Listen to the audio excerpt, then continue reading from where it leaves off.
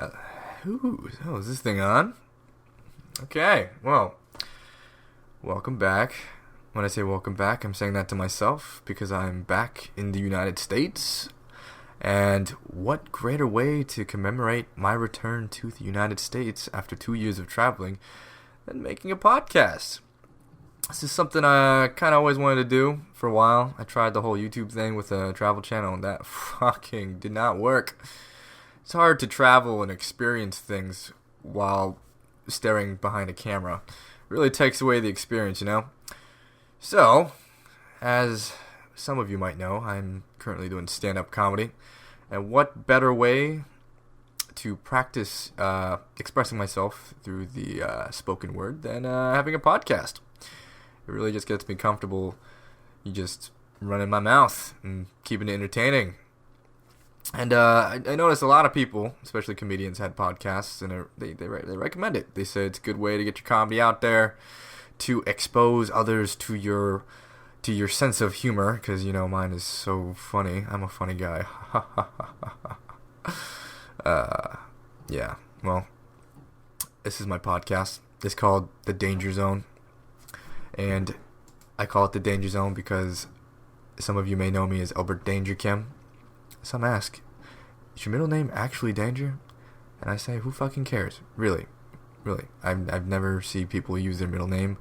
I introduce myself as Elbert Danger Kim because if I don't, I just sound like an old librarian or probably just somebody who's never going to get laid. So that's what the danger's for. I try to live life dangerously. I try to keep things interesting, and hopefully I can keep this podcast interesting and do a better job than I'm doing so far. Yeah, so, well, hi guys. It's been a long time since I've been back in the United States. It feels good. Feels good to be back. It's been back for 2 weeks so far. Man, it's been weird. Oh god, yeah.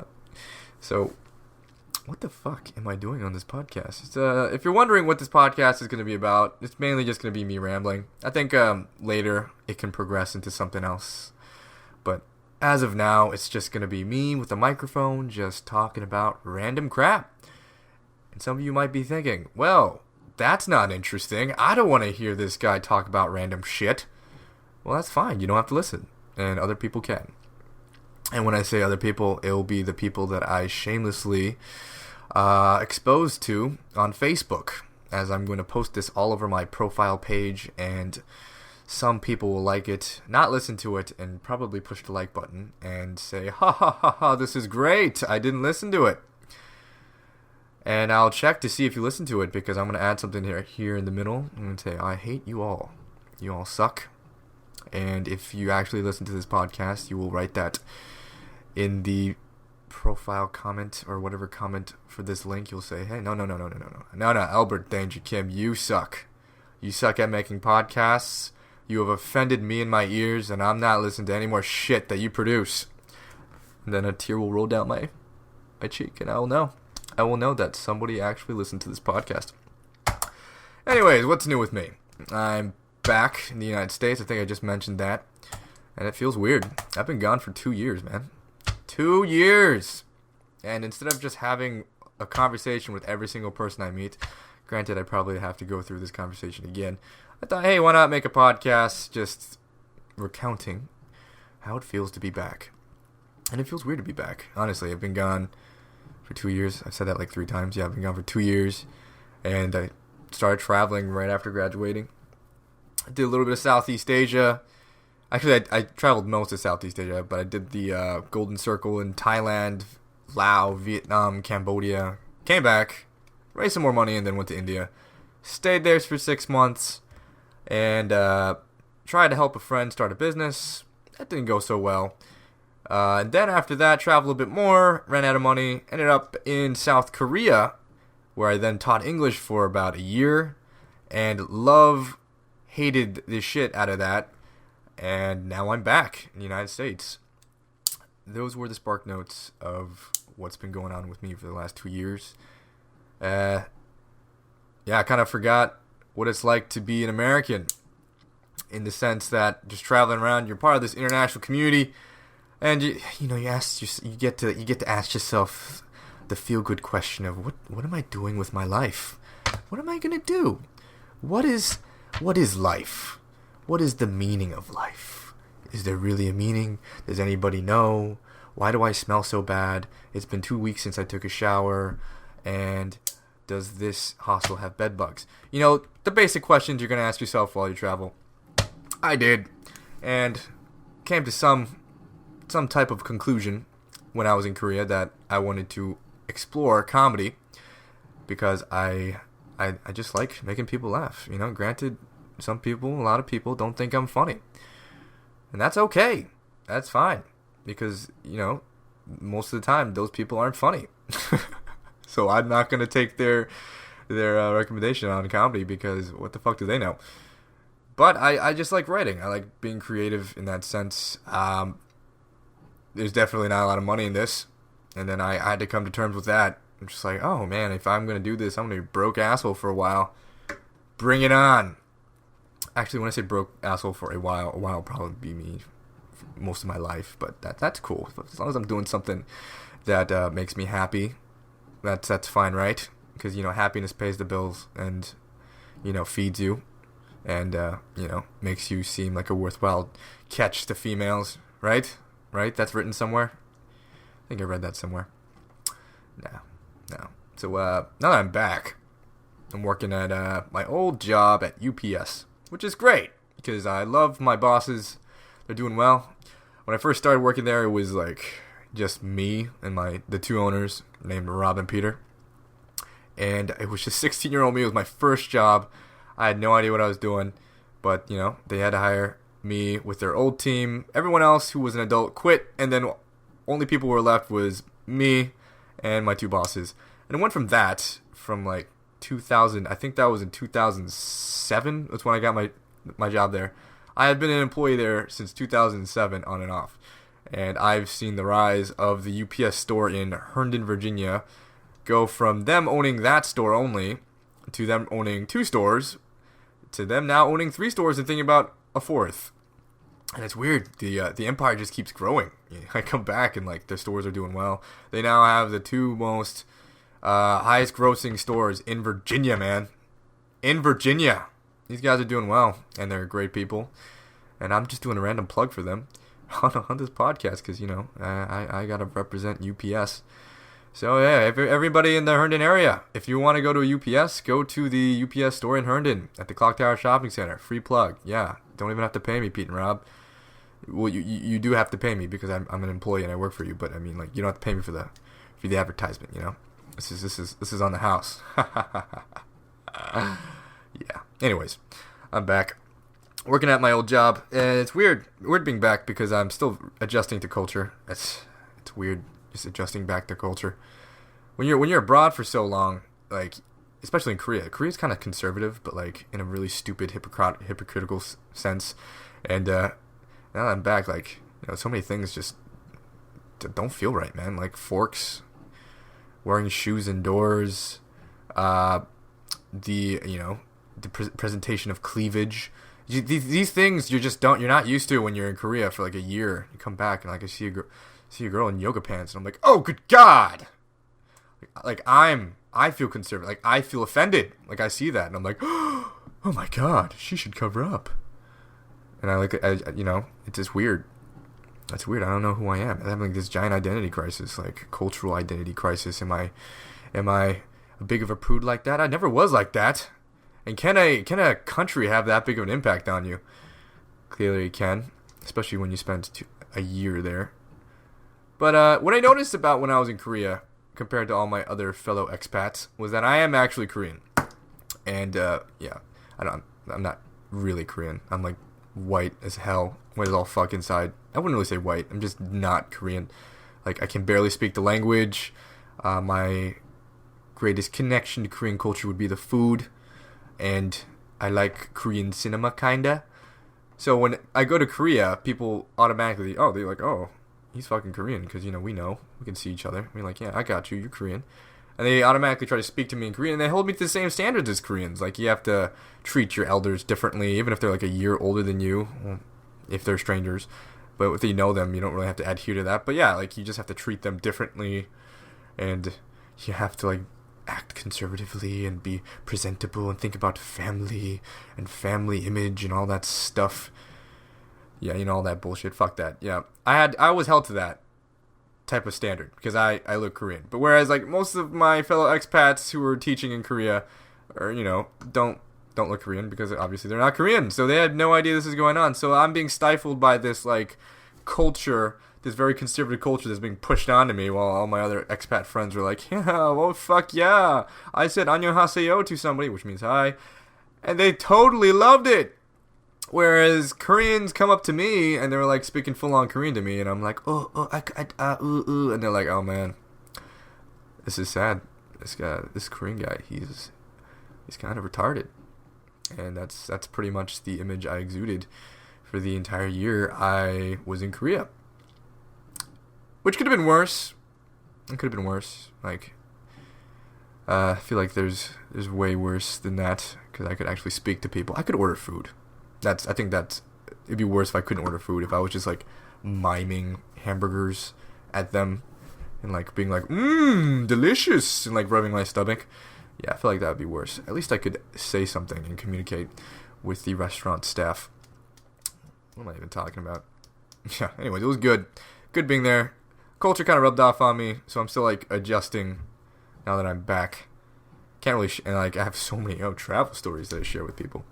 It's weird. Like I have like an anecdote for every single type of situation. I think I was like, someone talked about glass, and I had a story about how in I think it was Dingle, Ireland. When I was there, this guy tried to eat his glass of gin and tonic. He just took a chunk out of the glass, just a bite, full on bite. Had the glass in his mouth and spat it out in his hand and put it on the table, and we all freaked out.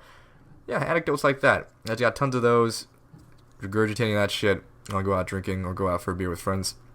And it's good to see friends. Honestly, it's good to see familiar faces. When you do 2 years of going around. Just you know, not being able to communicate with people in English. I mean, you can kind of pseudo do it no matter where you go. There will be people who kind of speak English, and you can get around.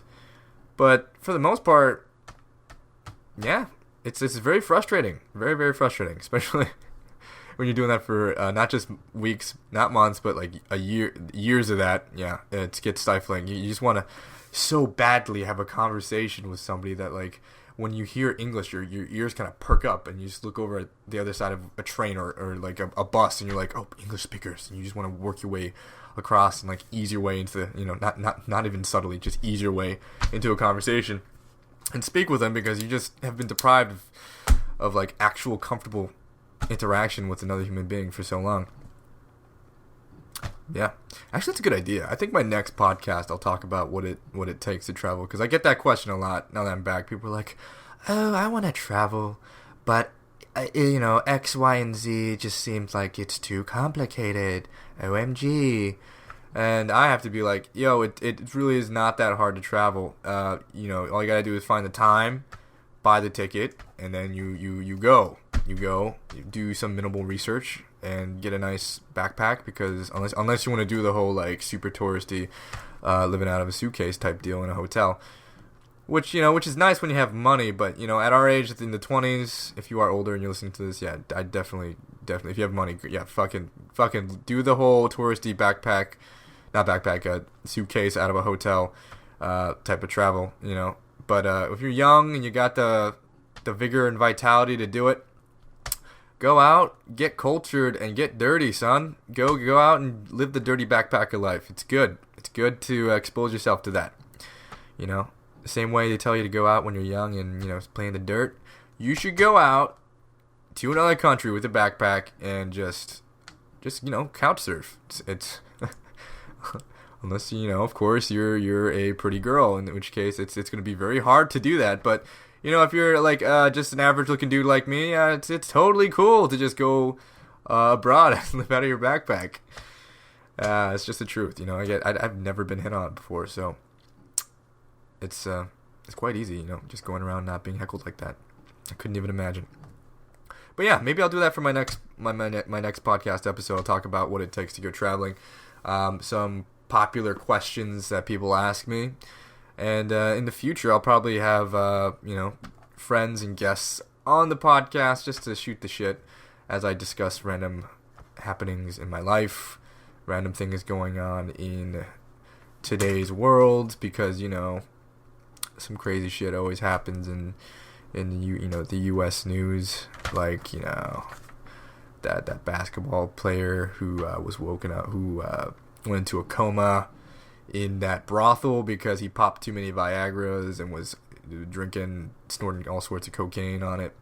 Yeah, that's news, man. Isn't Lamar Odom? Was that his name? Lamar Odom? Yeah, that's the guy. That's the guy. If I seem like I feel so disconnected to the pop culture or just any type of culture, you know, U.S. I have no idea what's going on in the news. It's like, you know what it feels like, because I've been so disconnected with what's going on. I just haven't been following the news at all. I just decided, like, I'm gonna disconnect. I'm not gonna look at whatever's going on in the States. And now that I've done that, it's like I'm coming into a TV series, like, after skipping 2 seasons of it. It's weird.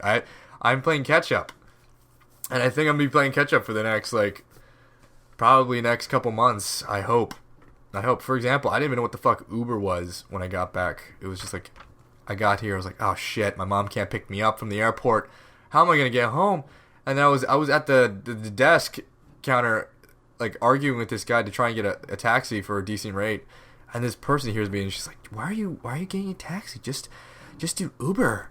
And when she said Uber, the taxi driver's ears, like, perked up, and they immediately went red and were like, fuck Uber! And they, like, wanted to go at the woman for even mentioning their name. Like it was taboo. But yeah, I was just like, what the fuck is Uber? And Uber is apparently the best thing ever invented, because it is a taxi service of just people, and it is a taxi service of non-fuckery, and that's awesome. Because like in the suburbs, where I live in the suburbs of Northern Virginia, you can't really drive anywhere if you want to go party. Like, if I want to go into DC, if I want to go to Clarendon or Arlington and have some drinks with people, I would have to either drive myself or I would have people drive me. And if I wanted to take a taxi, it'd be some fuck ton of money that I don't want to pay. But now with Uber, I can just take the metro in. Actually, no, I just take a Uber to the metro, and the metro now runs until 3 a.m. in the morning. I can just take a metro into DC, to Clarendon, to Arlington, and have a good time, man. Yeah, so, yeah, that's great. That's another thing I learned about. Now I'm back. What am I doing, though? So, now that I'm back, I'm working part-time at UPS, as I mentioned before, and I'm also pursuing stand-up comedy, because I just like doing it. I did some stand-up when I was in South Korea. It was fun. The community there is great. I'm not so sure how the community is here. I was trying to do an open mic this weekend, and I ended up not being able to go. And another open mic I did try to go to ended up being closed permanently. I didn't call beforehand, which would probably be a good idea. And then another open mic, which is on Sundays, they require that every new open micer bring 5 friends, which would seem easy because, you know, all you guys are so popular. But for me, I don't have any friends. I sadly don't, because I've been out of the area for so long. So bringing 5 friends all at the same... Do they realize how hard it is to coordinate 5 people? Like 5 working adults to come with you on a Sunday. Like, granted, people don't usually do shit on Sunday, but, like, on a Sunday, bring 5 people so that they can come watch your shitty stand-up. Do they realize how hard that is? Honestly, like, I called them and I was like, hey, can I just, you know, bring 2 or 3, maybe 2 people? Maybe, you know, if I'm lucky, I might get 1. And they're like, no, you need 5. That is a requirement for all new stand-up comedians at this location. And if you do okay, then we will bump you up to a 5-minute set from a 3-minute set, and you only have to bring 2 people from then on, and then nobody. I've never seen that before. In Korea, when I was doing stand-up comedy for like a couple open mics, and you just showed up, wrote your name down on a piece of paper, and hoped that people laughed at your jokes. And it was usually just like a small, tiny little coffee house or a small little bar, very intimate, maybe like 20 people max. 25, yeah. That's just how it went. It's weird. You gotta find some good places to do open mics in Northern Virginia, but it doesn't seem like it's bountiful. But I'll find a place. They'll be fine. But yeah, I've been doing stand-up comedy. They're gonna be doing that here. Also, we'll be posting some of that stand-up on my YouTube channel, and posting some clever one-liners on Twitter. So please follow me at Elbert Danger Kim on Twitter. And basically just doing that. And I'm also making videos with a friend, my best friend Elrod, who's also living in the area. We make funny videos and also just videos in general, as he is a videographer and I like making videos too. So our production company that we want to start up eventually is called Imagibunch Productions, and we have a YouTube channel. If you look up Imagibunch Productions, we have one video up right now. It is called Dude, You Have to Watch This. In this video, it's a quick little video we wrote. It's just like a stupid 1-minute video where it's about those stupid meme videos you see online where it's just white text on the top saying like, oh, when your girl call you and your pants down, or like when you jacking off the porn and someone opens the door and it's just like a clip from a movie, a Kevin Hart expression, a GIF that you've seen recycled online for so many times, some really, really shitty resolution video that you can tell has been recycled so many times that it looks like it's been filmed in Minecraft, just posted as this meme. And it's so creatively bankrupt, and I honestly drives me insane every time I see it, because like people just, you know, they show it to you, they link it to you, they link this shit to you, and they think it's funny. Like, this shit's so true. My face looks exactly like that when I'm high and eating cookies. Look, it says it right here, and this cat can't put its tongue back in its mouth, and I have to sit there and kind of just like, oh yeah, that's funny. That's funny. I had a coworker who did that to me. He kept doing that to me, and I was just like, yeah, I laughed like that. That's my fake laugh. People are like, oh, you like that? I'm like, oh, yeah. When I do that, I really don't. Just so you know. Also, we're making a video right now. Imagibunch Productions, me and Elrod. We're making a video right now where we had to buy. Do you guys know those giant like body pillows? But for Japanese anime nerds like to, or just those in the Japanese anime community, and also those who are fans of Japanese anime, like to buy these giant body pillows with either, you know, if you're a girl, you can get a guy, but most of the time they're just like big tittied anime chicks on this giant body pillow, and they're called their waifu. It's called your waifu. They call it their waifu, and these fat neck-bearded anime weebs just like hold these anime pillows so dear and snuggle with them at night, and probably do much worse things that I'm not gonna talk about on the air, because, you know, that's raunchy shit, and I don't want to get an R rating on this podcast, you know, because I'm trying to keep it PG. You know what I'm fucking saying? Yeah. But yeah, we bought one of those things, and we're using it to film a video. And it's so ridiculous, man. Like I just can't take it seriously. Like I had to get it as a prop for this video, just for the fact that we needed the most ridiculous item you can possibly imagine. Now, I'm not trying to judge other people and be like, ha, you guys, you're weird for liking these anime pillows. And, you know, do your thing, whatever floats your boat. But you have to admit, it is fucking ridiculous. These things are so funny. Like ours is this big, like, on one side it's the anime character in her actual attire you see on the show, and she's like this blue-haired, super lanky with giant boobs and ass proportions that you would never see on a human being, a character. And in the front she's just like normal. In the back she's in like lingerie and her boobs are just like popping out. It's just ridiculous to look at. I think the anime is called like Akame ga Kill or something like that. How do I know this? It's because I do keep up on the anime scene. I am one of those anime nerds. That is the twist in this story. Anyways, yeah, so we got that, and now that we have this, we want to milk this, because we spent $26 on Amazon.com to get one of these. We put up my friend posted on his channel for cosplayers and also anime fans, for anyone who has one of these pillows, so that we could use it in our filming, and it just went silent. Like everyone just nobody responded. A couple people might like the status, being like, "Oh, it's funny," but you could tell these motherfuckers had a waifu, didn't want to give their waifu up because their waifu was so precious, and so we had to resort to buying a waifu. We now have a waifu. We have a anime body pillow woman, And we have to milk this. We have to get our $26 worth. And we can either do that sexually with this pillow, or we can make videos. I think we're doing the video route. I mean, whatever happens, happens. But, we got to make some videos. We got to make some creative content. I've been posting... I've just been taking selfies with this thing. It's so ridiculous. Oh man, if you're interested in looking at that stuff, I'll post it on my Twitter. So just check it out. It actually is it's a laugh. Just seeing that next to me, it looks so right. It just feels so right. Okay, well I think that's pretty much everything that's going on with me. I think this was just an introductory podcast of me rambling about useless shit. I think that's really what this podcast is going to be for a good while. It's not going to be as scattered and hopefully it's not going to be as scattered and pointless, meaningless as this. And I will have some things to dissect and talk about later on.